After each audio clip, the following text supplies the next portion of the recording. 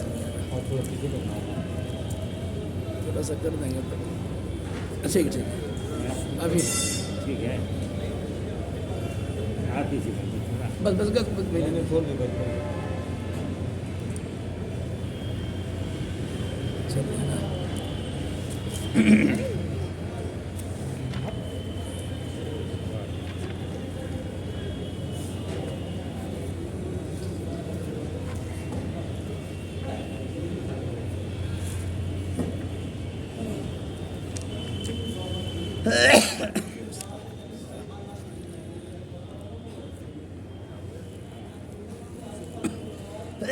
سامنے آؤ.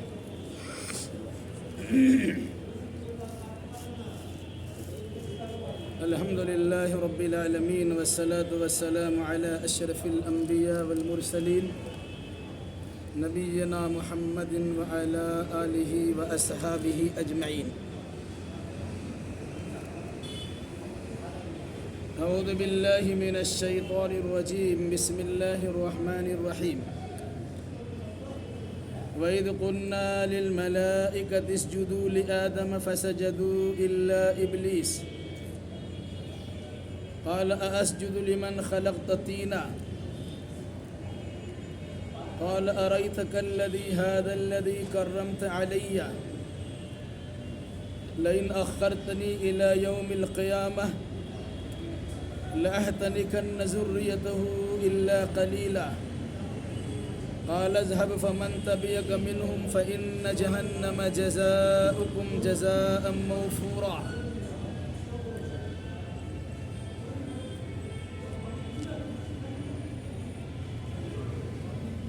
اس سے پہلے کی آیتوں میں اس حقیقت کو واضح کیا گیا تھا جو اللہ کے نیک بندے ہوتے ہیں، چاہے وہ انسان ہو، چاہے جنات ہو، چاہے فرشتے ہو، وہ خود اللہ تبارک و تعالیٰ کی قربت حاصل کرنے میں لگے رہتے ہیں، ساتھ ساتھ اللہ کی رحمت کے امیدوار بھی ہوتے ہیں، انہیں بھی اللہ تبارک و تعالیٰ کے عذاب کا ڈر لگا رہتا ہے. ساتھ میں یہ بات بھی آئی تھی کہ اللہ تبارک و تعالیٰ بندوں کے مطالبات پر معجزات کو ظاہر کرتا ہے، اور جن قوموں کی طرف سے مطالبات ہوتے ہیں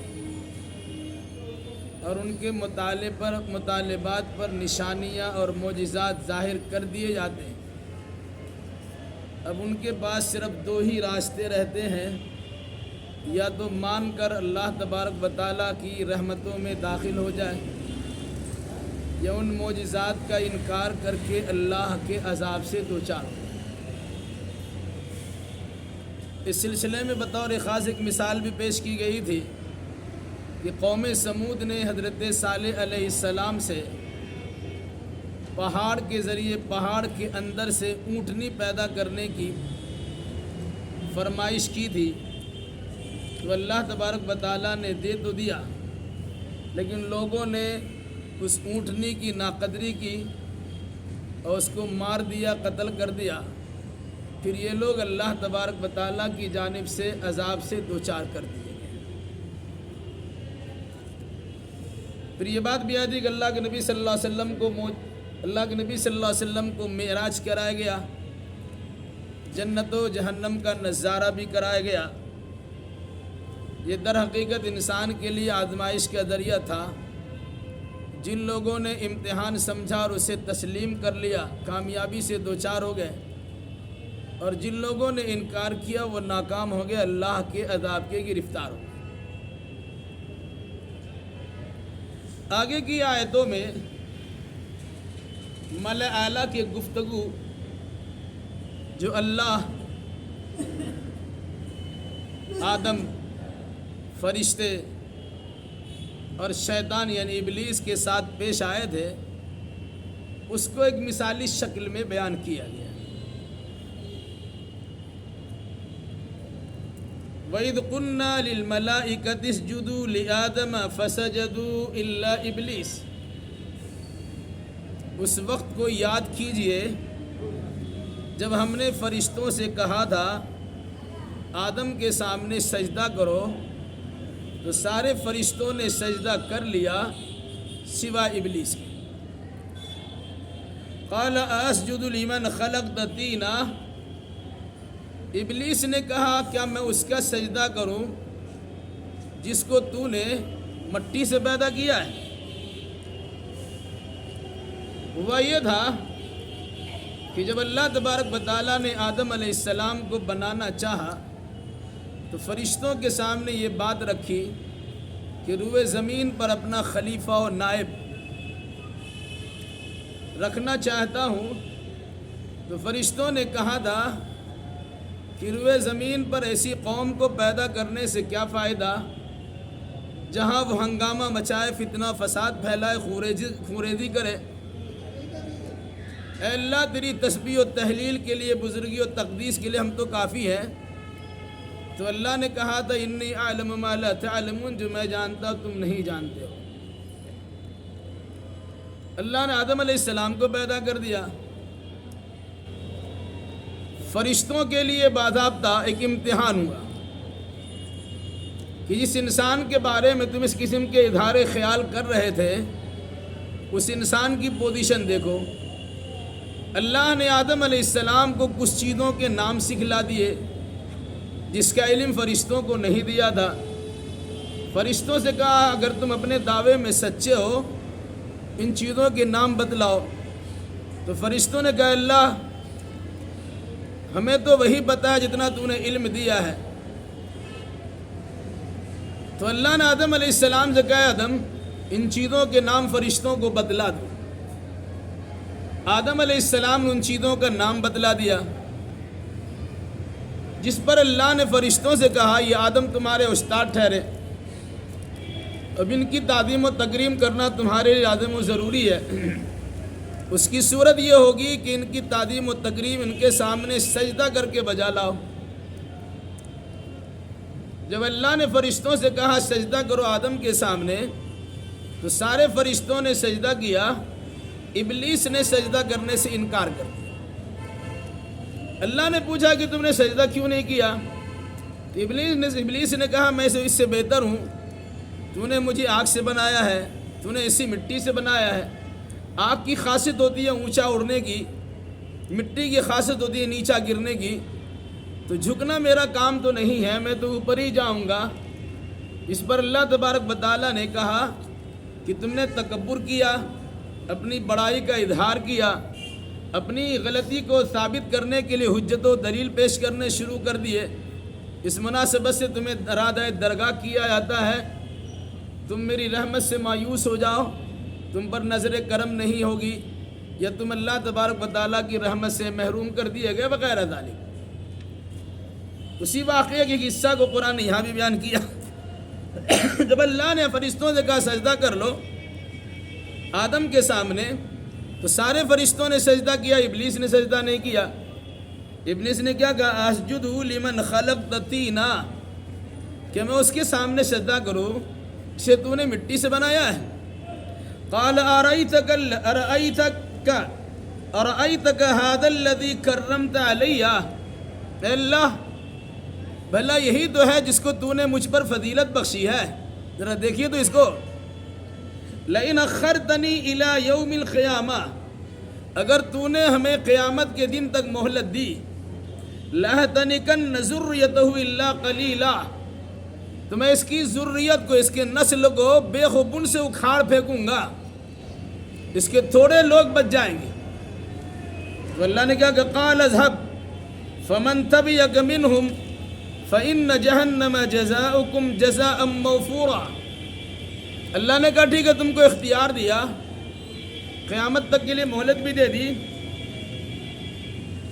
ان میں سے جو بھی تمہاری پیروی کرے گا، نقش قدم پر چلے گا، تو جہنم تم سبھوں کا پورا پورا بدلہ کے طور پہ دیا جائے گا.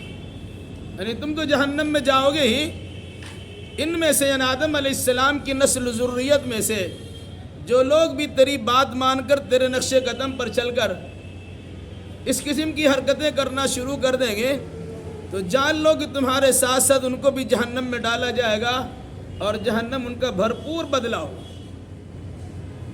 ان کی حرکتوں کی بھرپور سزا جہنم کی شکل میں تمہیں بھی دی جائے گی اور انہیں بھی دی جائے گی. پھر اللہ نے اور بھی کہا ابلیس سے وَاسْتَفْزِزْ مَنِ اسْتَطَعْتَ مِنْهُمْ بِصَوْتِكَ وَأَجْلِبْ عَلَيْهِمْ بِخَيْلِكَ وَرَجِلِكَ وَشَارِكُمْ فِي الْأَمْوَالِ وَالْأَوْلَادِ وَعِدْهُمْ وَمَا يَعِدُهُمُ الشَّيْطَانُ إِلَّا غُرُورًا. اپنی آواز سے ان میں سے جن پر تمہارا زور چلتا ہے گمراہ کر دو اور ان پر اپنے گھوڑ سوار کو اور اپنے پیادوں کو لگا دو. وَشَارِكُمْ فِي الْأَمْوَالِ وَالْأَوْلَادِ ان کے مال میں اور ان کی اولاد میں تم شریک بھی ہو جاؤ. وعیدہم اور ان کو تم امیدیں اور وعدے وعید بھی دلاؤ. اس کے بعد قرآن کہتا ہے وَمَا يَعِدُهُمُ الشَّيْطَانُ إِلَّا غُرُورًا شیطان ان سے نہیں وعدہ کرتا ہے سوائے دھوکہ کے. جب شیطان نے اللہ سے کہا کہ مجھے پاور دیا جائے, مجھے شکتی اور اختیار دیا جائے, مجھے قیامت تک زندہ و سلامت رہنے کی مہلت دی جائے, اس آدم کی وجہ سے میں ذلیل و خوار ہوا, اس کے سامنے سجدہ نہ کرنے کے نتیجے میں رسوا ہوا, اے اللہ تیرے حکم کے مطابق آدم کے سامنے ہم نے سجدہ نہیں کیا, ہمیں تو نے ارادہ درگاہ کر کے جنت سے نکال دیا, تو میری بھی کوشش یہی رہے گی کہ ان کے اکثر و بیشتر کو میں گمراہ کر کے چھوڑوں گا. تھوڑے لوگ ہوں گے جو میری بات نہیں مانیں گے, ورنہ اکثر و بیشتر پر میرا زور چلے گا اور ان کو بے خبن سے اکھاڑ کر تیری بندگی سے الگ کر کے چھوڑوں گا. اللہ نے کہا تمہیں پورا اختیار ہے, تم جس طرح جو چاہو کرنا کر سکتے ہو, اور اسی پر بس نہیں ہے بلکہ تمہیں یہ بھی اختیار دیا جاتا ہے کہ اپنی آواز کے ذریعے سے ان کو بھٹکاؤ.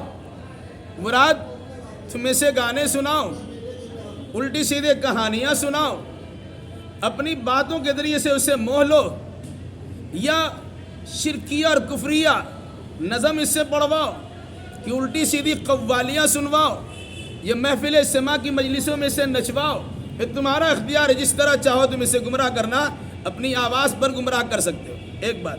دوسری بات وَأَجْلِبْ عَلَيْهِمْ بِخَيْلِكَ وَرَجِلِكَ تم گھڑ سوار ہو یا تمہارے اندر پیدل چلنے والے انسان ہو کہ جنات یا دیگر اور مخلوقات, چاہے گھوڑے پہ سوار ہو کے انہیں بھٹکاؤ, چاہے پیدل اس کے سامنے آ کے گمراہ کرو, تم جس طرح ان کو گمراہ کر سکتے ہو گمراہ کر لو.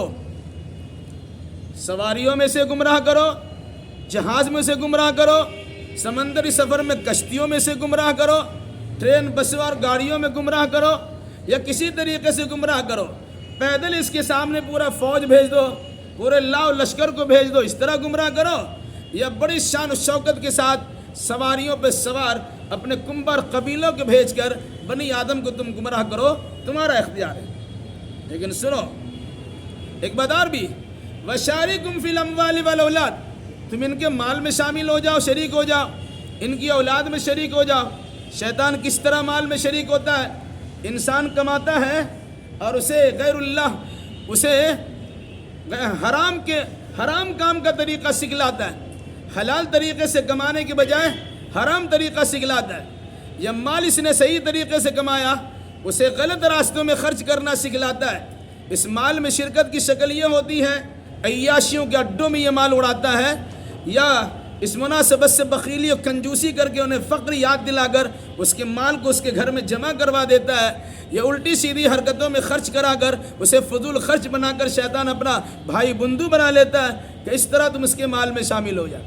یا اس مال کو تم اللہ کے علاوہ غیر اللہ کے نام پہ خرچ کرنا شروع کر دو, اس طرح بھی تمہاری شرکت اس میں ہو جائے گی. علاوہ دی والاولاد ان کی اولاد میں تم شامل ہو جاؤ. اولاد میں شامل ہونے کی کئی شکلیں ہوتی ہیں. انسان کی شادی ہوتی ہے, بچے ملنے میں تھوڑی تاخیر ہوتی, شیطان پٹی پڑھاتا, مختلف قسم کی درگاہوں اور دروں اور اس طرح سے پوجا کے مقامات پر پہنچ کر انسان اپنی مرادیں مانگنے کی کوشش کرتا ہے اور پھر وہاں سے مراد پوری ہوتی ہے جو در حقیقت اللہ کی جانب سے وہی متعینہ وقت تھا، لیکن وہاں جانے کے بعد انسان کی مراد پوری ہوئی، شیطان پٹی پڑاتا، وہاں گئے تھے وہاں سے اولاد ہوئی، گویا اس طرح شیطان اس کی اولاد میں شریک ہو جاتا ہے۔ اس انداز سے یہ بھی چیز ہے کہ حدیث رسول کے مطابق شادی شدہ جوڑے کو حکم دیا گیا کہ تم جب بند کمرے میں ہو اور اپنی اہلیہ سے ہم بستر ہونا چاہو، اس سے پہلے اللہ تبارک و تعالیٰ کا نام لو، بسم اللہ پڑھو، اور پھر اللہم جنبنا وجنب الشیطان ما رزقتنا پڑھ کے اپنی اہلیہ سے ملا کرو۔ اگر تم ایسا نہیں کرو گے تو تمہارے ساتھ گویا تمہاری بیوی کے ساتھ شیطان بھی ہم بستر ہوتا ہے، اس طرح تمہاری بھی اولاد ہے اور وہ شیطان کی بھی اولاد ہو جاتی ہے۔ کہا تم اس طرح تم اس کی اولاد میں شامل ہو جاؤ، شریک ہو جاؤ، تمہارا اختیار ہے، لیکن سنو وہی تم اس سے مختلف قسم کے وعدے سناؤ، اسے مختلف قسم کے وعدے سناؤ، انہیں خوشخبریاں سناؤ، انہیں سبز باغ دکھاؤ، تمہارا معاملہ ہے، لیکن یاد رکھو آدمی جانتا ہے کہ وما یعدہم الشیطان الا غرورا، شیطان جو بھی وعدہ کرتا ہے وہ دھوکے کا سامان ہوتا ہے، وہ سبز باغ دکھاتا ہے لیکن اس کے اندر کوئی چیز ہوتی نہیں سوائے نقصان کے۔ ان چیزوں کے بیان کرنے کے بعد قرآن پھر کہتا ہے کہ اللہ نے کہا ان عبادی لیس لک علیہم سلطان، سنو جو میرے مخلص بندے ہوں گے ان پر تمہارا زور نہیں چلے گا، تم جس طرح اسے بھٹکانے کی گمراہ کرنے کی کوشش کرو، اس کی مال میں شرکت کرنا چاہو، اس کی اولاد میں شرکت کرنا چاہو، اسے تمنائیں دلاؤ، اسے امیدیں دلاؤ، انہیں سبز باغ دکھاؤ، تم جو چاہو کرنا کر سکتے ہو، لیکن میرے بندوں پہ تمہارا کوئی زور نہیں چلے گا۔ وَكَفَى بِرَبِّكَ وَكِيلًا، یقیناً تیرا رب ان کی وکالت و کارسازی کرنے کے لیے کافی ہے۔ جس بندے کی حمایت اللہ تبارک و تعالیٰ کرے گا اس انسان کو شیطان بہکا نہیں سکتا، بہکانے کی کوشش بھی کرے گا تو ان کا بہکانا کارگر ثابت نہیں ہو سکتا۔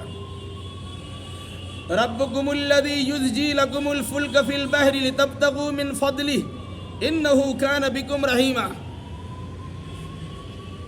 انسانوں کو مخاطب کرتے ہوئے اللہ نے کہا ہے لوگوں سنو، تمہارا رب وہ ہے جو تمہارے لیے دریاؤں میں کشتی چلاتا ہے، لتبتغوا من فضلہ، تاکہ تم اس کا فضل تلاش کر سکو۔ انسان دریائی سفر کرتا ہے، سامان کا نقل و حمل کشتی کے ذریعے جہاز کے ذریعے کرتا ہے، اندر وہاں جا کر کے مچھلیاں بھی پکڑتا ہے، ہیرے جواہرات بھی نکالتا ہے، اور بہت سارے خزینہ دفینے بھی وہاں سے نکالتا ہے، پھر نقل و حمل کے ذریعے سے روزی بھی کماتا ہے۔ تو کہا تم اس طرح اللہ کا فضل تلاش کرتے ہو، ذرا غور تو کرو وہ کشتی تمہارے لیے کون چلاتا ہے؟ وہ اللہ چلاتا ہے۔ انہ کان بکم رحیما، وہ اللہ تمہارے پر بڑا مہربان ہے۔ تم پانی کے دوش پر کشتی میں سوار ہو کر ادھر سے ادھر چلے جاتے ہو، اور بھاری بھرکم سامان کو جو یہاں سے وہاں پہنچا نہیں سکتے تھے کشتی اور جہاز میں رکھ کر تم ادھر سے ادھر لے آتے ہو، اس کی تجارت بھی کرتے ہو، نقل و حمل بھی کرتے ہو، اس سے روزی کا حصول بھی کرتے ہو۔ یہ اللہ تبارک و تعالیٰ کا فضل نہیں ہے تو کیا ہے؟ اور سنو وَإِذَا مَسَّكُمُ الضُّرُّ فِي الْبَحْرِ ضَلَّ مَن تَدْعُونَ إِلَّا إِيَّاهُ، اب کبھی دریائی سفر کرتے ہو اور وہاں تمہیں کسی قسم کی دریا میں تکلیف اور مشقت لاحق ہو جاتی، پریشانی میں تم گھر جاتے ہو، وہاں جن کو تم پکارتے ہو اللہ کی سوا وہاں کوئی موجود نہیں ہوتا، سب غائب ہو جاتا ہے۔ تم نے لات کو پکارا، منات کو پکارا، حبل کو پکارا، عزا کو پکارا، لات کو، اور اس طرح سے بہت سارے معبودان کو تم نے پکارا ہے۔ جن جن کو تم پکارتے ہو جب مصیبت پڑتی ہے اور بھور میں تمہاری کشتیاں ہچکولے کھانے لگتی ہے، تمہارے جان کے لالے پڑ جاتے ہیں، تم تباہی و بربادی سے دوچار ہونے کے قریب ہو جاتے، وہاں تمہیں کوئی دکھائی نہیں دیتا۔ جتنا بھی تمہارے ہیں معظم ہستیاں، بزرگ شخصیتیں جن سے تمہاری امیدیں وابستہ تھی، وہ سب غائب ہو جاتے، نظروں سے اوجھل ہو جاتے۔ جن کے سامنے جبینیں نیاز جھکاتے ہو، جن کے پاس تم چڑھاتے ہو، وہ بھی تمہاری مدد کرنے کے لیے آتا نہیں ہے، سوائے اللہ تبارک و تعالیٰ کہ تمہارے پاس کوئی چارہ کار نہیں رہتا۔ پھر تم مجبوراً اللہ تبارک و تعالیٰ کو پکارتے ہو، خالص کرتے ہو اس کے لیے دین کو کہ الہی تیرے سوائے کوئی بچانے والا نہیں ہے، تو اللہ تبارک و تعالیٰ تمہاری مراد کو پہنچتا ہے اور تمہاری دعا کو سنتا ہے، تمہاری کشتی کو پار لگاتا ہے اور تم باہر چلے آتے ہو۔ کیا فرمایا؟ فَلَمَّا نَجَّاكُمْ إِلَى الْبَرِّ عَارَسْتُمْ، پھر جب وہ اللہ تم کو خشکی میں لے آتا ہے، سمندری طوفان سے بچا کر، وہاں سے نجات دلا کر خشکی میں تمہیں لے آتا ہے، عَارَسْتُمْ، تم اللہ تبارک و تعالیٰ سے منہ پھیر لیتے ہو، روگردانی کرتے ہو، پھر کیا ہوتا؟ وَكَانَ الْإِنسَانُ كَفُورًا، انسان تو بڑا ناشکرا ہے۔ شکر گزاری کرنی چاہیے کہ اللہ تبارک و تعالیٰ نے سمندری سفر طے کرا دیا، جہاں کشتیاں ہچکولے کھا رہی تھی، ڈوبنے کے قریب پہنچی ہوئی تھی، وہاں اللہ تبارک و تعالیٰ نے بچا کر باہر نکال دیا۔ ہونا تو یہ چاہیے کہ اللہ کا شکر گزاری کرتے، اللہ سے جڑے رہتے، اسی سے لو لگائے رہتے، اس کی بندگی میں لگے رہتے، لیکن تم نے روگردانی کی، اپنا چہرہ اس سے پھیر لیا، اعراض کرنا شروع کر دیا، یقیناً تم تو بڑے ناشکرے اور ناقدرے ہو۔ اور بھی سنو، أَفَأَمِنْتُمْ أَنْ يَخْسِفَ بِكُمْ جَانِبَ الْبَرِّ أَوْ يُرْسِلَ عَلَيْكُمْ حَاسِبًا ثُمَّ لَا تَجِدُوا لَكُمْ وَكِيلًا۔ کبھی تم نے غور کیا کیا تم اس بات سے بے خوف ہو چکے ہو کہ وہ اللہ تم کو زمین کے کسی کنارے میں دھسا دے؟ پانی سے تو بچا لیا، اب ناقدری ناشکری کر رہا ہو کہ اللہ تبارک و تعالیٰ تمہیں زمین کسی حصے میں دھسا نہیں سکتا ہے؟ تم اللہ تبارک و تعالیٰ کی اس پاور اور شکتی سے بے خوف ہو گئے کہ اللہ تبارک و تعالیٰ دھسا دے گا زمین میں تو کیا کرو گے؟ اور اسی طریقے سے او یرسل علیکم حاسبا، یا تمہارے اوپر ایسی ہوا بھیجے جو پتھراؤ کرنے والی ہو، یعنی تم پر تیز و تند ہوا کے جھونکوں کے ساتھ پتھر کا برکھا برسا دے، پھر کیا ہوگا؟ ثم لا تجدوا لکم وکیلا، پھر تم اللہ کے بالمقابل اپنا کوئی وکیل و کارساز نہیں پا سکو گے۔ یعنی اللہ سمندر سے بچا کے تو نکال دیا، باہر کر دیا، اب زمین میں تمہیں اللہ دھسانا چاہے کون بچائے گا؟ یا خشکی میں تم چل پھر رہے ہو کہ اچانک اللہ تبارک و تعالیٰ نے زوردار ہوا بھیج دی، اس ہوا کے ساتھ میں پتھراؤ کرا دیا، وہ پتھر کی بارش کرا دی، اب تمہیں کون بچائے گا؟ وہاں تو اللہ تبارک و تعالیٰ کو تم نے دھوکہ دیا، اللہ کا نام لے کر اللہ تو ہمیں بچا لے، تیرے سوا بچانے والا کوئی نہیں ہے، اب میری جبین نیاز تیرے سوا کسی کے سامنے جھکی کہ نہیں، تیرے سوا ہم کسی کی بندگی نہیں کر سکتے ہیں، وغیرہ وغیرہ، مخلصین اللہ الدین کا دعویٰ کرنا شروع کر دیے۔ اب بچ کے چلے آئے تو معاملہ تمہارا دوسرا ہو گیا، اب بچاؤ کون بچائے گا؟ اللہ تبارک و تعالیٰ پکڑنا چاہے تمہاری وکالت کون کرے گا؟ تمہاری کارسازی کون کرے گا؟ تمہاری نگہبانی کون کرے گا؟ تمہارے مدعا کو ہمارے سامنے کون پیش کر سکتا ہے؟ یہ بھی فرمایا ام امنتم ان یعیدکم فیہ تارۃ اخری فیرسل علیکم قاصفا من الریح فیغرقکم بما کفرتم ثم لا تجدوا لکم علینا بہ تبیعا۔ سنو، کیا تم اس بات سے بے خوف ہو چکے ہو کہ اللہ تبارک و تعالیٰ کہیں تم کو دوبارہ اسی دریا میں لوٹا دے؟ اللہ ایسا تو کر سکتا ہے، ان یعیدکم فیہ تارۃ اخری، دوبارہ تجھے دریا میں لیا، تمہارا دوسرا سفر ہو گیا، ٹھیک دریا جانے کی نوبت آ گئی، تم دریا میں جا رہے ہو، دریائی سفر تمہارا چل رہا ہے، اب فیرسل علیکم قاصفا من الریح، تیز و تند ہوا کے جھونکے اور طوفان تم پر بھیج دیا۔ ایک بار تو اللہ کو دھوکہ دے چکے، اللہ بچا لے تیری بندگی کروں گا، اب دوبارہ تم اسی دریائی اور سمندری سفر تم طے کر رہے ہو، اور کشتی تمہاری چل رہی ہے، ہوا آباد مخالف چل رہی ہے، تیز و تند ہوا کے جھونکے چل رہے ہیں، طوفان کی شکل میں وہ ہوا کے تیز جھونکے چل رہے ہیں، اب تم بتاؤ فیغرقکم بما کفرتم، تم نے جو ناقدری کی ہے اس ناقدری کے پاداش میں اللہ تبارک و تعالیٰ تمہیں غرق کر دے گا۔ ثم لا تجدوا لکم علینا بہ تبیعا، پھر تم اپنے لیے ہمارے خلاف کوئی بات کرنے والا کسی کو نہیں پاؤ گے۔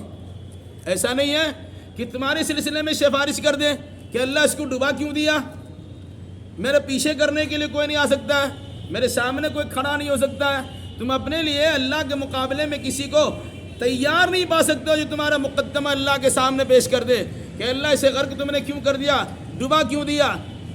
اس طرح کچھ سامان تمہارے پاس نہیں ہوگا۔ کبھی غور تو کیا تم نے؟ سنو،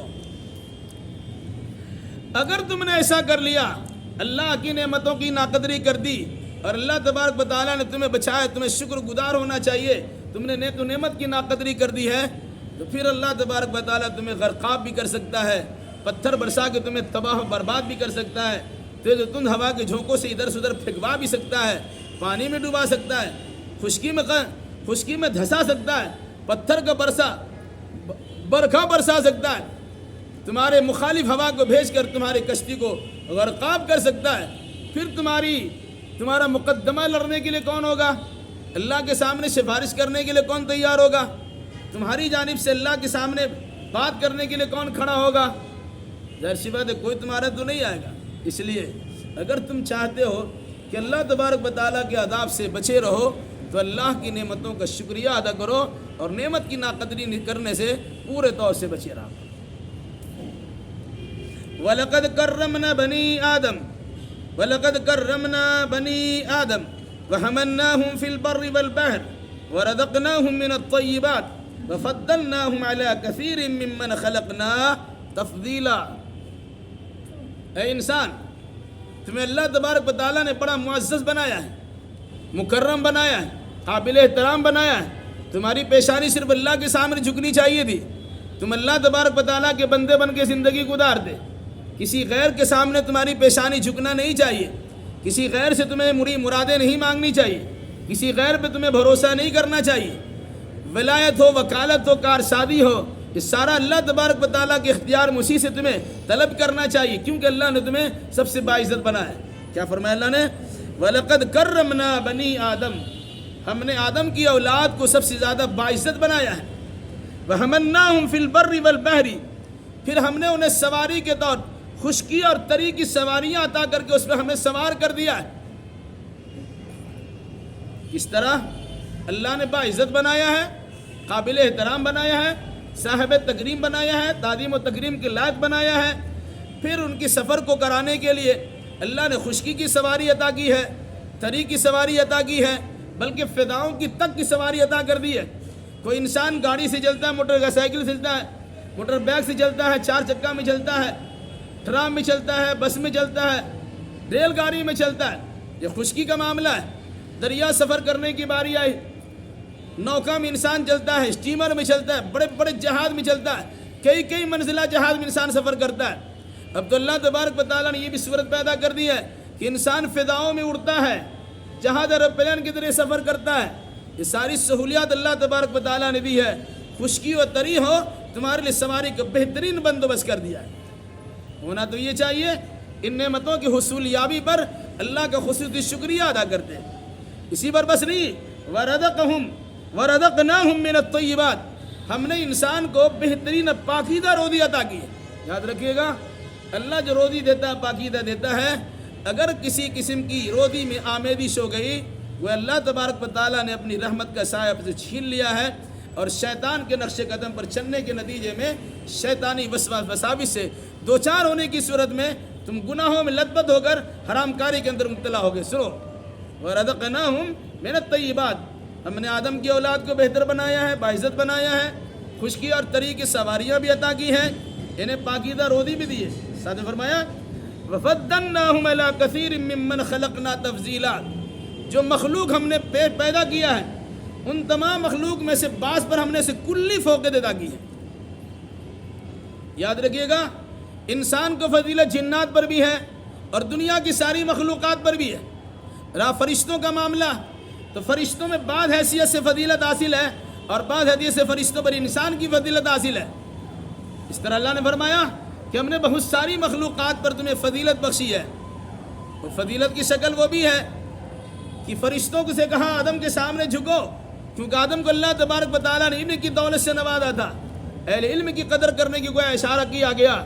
جس کے پاس علم ہوتا ہے اس کے سامنے فرشتے بھی سجدہ ریز ہو جاتے ہیں. بہت بڑی بات ہے. اس طریقے سے اللہ نے کہا یہ فضیلت بھی تمہیں ہم دی ہے، اور ساتھ ساتھ ان کے علاوہ جتنی مخلوقات دنیا میں پائی جاتی ہے، وہ جنات کی شکل میں ہو، انسان کی شکل میں ہو، چرند پرند کی شکل میں ہو، نباتات حیوانات کی شکل میں ہو، جمادات کی شکل میں ہو، کیڑے مکوڑے کی شکل میں ہو، بے شمار مخلوقات ہیں جن تک تمہاری رسائی تک نہیں ہے، لیکن اللہ تبارک و تعالیٰ کی وہ مخلوقات ہیں. ان مخلوقات پر اللہ نے آدم کو اور آدم کی اولاد کو فضیلت و فوقیت عطا فرمائی ہے. کہ یہ کمی تمہاری ہے؟ کہا اللہ نے اتنا بڑا مقام دیا، اتنی بڑی فضیلت دی ہے، تمہاری ذمہ داری بنتی ہے کہ تم اللہ تبارک و تعالیٰ کو شکر گزار بنو۔ جتنی بھی نعمتیں تمہیں دی ہیں ان نعمتوں کی ناقدری کرنے کے بجائے تمہیں قدردانی کرنی چاہیے، نعمت کو گن گن کر اللہ تبارک و تعالیٰ کو شکریہ ادا کرنا چاہیے۔ یہ بھی فضیلت اللہ نے دی، وہ بھی فضیلت اللہ نے دی، وہ بھی فضیلت اللہ نے دی۔ یہ ساری فضیلتیں انسان کو اللہ تبارک و تعالیٰ نے دی ہے۔ ان فضیلتوں کی قدر کرتے ہوئے اللہ تبارک و تعالیٰ کی نعمتوں کا شکر ادا کرنا انسان کی ذمہ لازم و ضروری ہے۔ اب اگر کوئی انسان اس کی ناقدری کرتا ہے تو اللہ تبارک و تعالیٰ اس فضیلت کو چھینتا ہے، جو رفعت و بلندی عطا کیا ہے اسے چھین لیتا ہے اور ذلت و پستی کے گڈھے میں گرا دیتا ہے۔ قرآن کہتا ہے لقد خلقنا الانسان فی احسن تقویم ثم رددناہ اسفل سافلین، ہم نے انسان کو سب سے بہترین شکل و صفات میں پیدا کیا ہے، پھر ان کے کرتوت بد کے نتیجے میں سب سے نچلا گڈھے میں اسے پھینک بھی دیا۔ ایک طرف انسان بڑا مقام رکھتا ہے، لیکن انسان جب غیر اللہ کی بندگی کرنے پر آتا ہے تو شیو لنگ تک کی پوجا کرنا شروع کرتا ہے۔ عام طور سے انسان اللہ کی بندگی کرے اسی پر راضی رہے، انسان پوجا کرنے پر آتا ہے معمولی حقیر چیزوں کی پوجا کرتا ہے، اپنے ہاتھ سے بناتا ہے، اسی خدا تصور کرتا ہے، اسی کے سامنے جبین نیاز رکھتا ہے، وہی گردن کو پٹکتا ہے، سر پٹکتا ہے، انہی سے مرادیں مانگتا ہے۔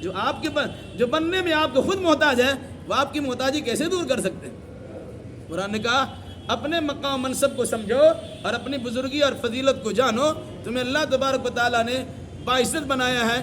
اپنی عزت کا خیال کرتے ہوئے کسی غیر کے سامنے جھکنے کی کوشش نہ کرنا اور کسی غیر سے مرادیں نہ مانگنا، خشکی کا معاملہ ہو، تری کا معاملہ ہو یا کسی بھی صورت میں تمہارے ساتھ پریشانی کا معاملہ ہو، ان تمام پریشانیوں میں صرف اللہ کو پکارنا، اللہ ہی کا مالا جپنا، اللہ ہی کا نام لینا، اللہ ہی سے دعائیں کرنا، اللہ تمہاری مراد پوری کرنے کے لیے کافی ہے۔ اللہ ہمیں اور آپ کو اور جملہ مسلمانوں کو صحیح عقیدہ اور صحیح اعمال بجا لانے کی توفیق مرحمت فرمائے۔ اقول قولی ھذا واستغفر اللہ لی ولکم ولسائر المسلمین وآخر دعوانا ان الحمد للہ رب العالمین۔ السلام علیکم ورحمۃ اللہ وبرکاتہ۔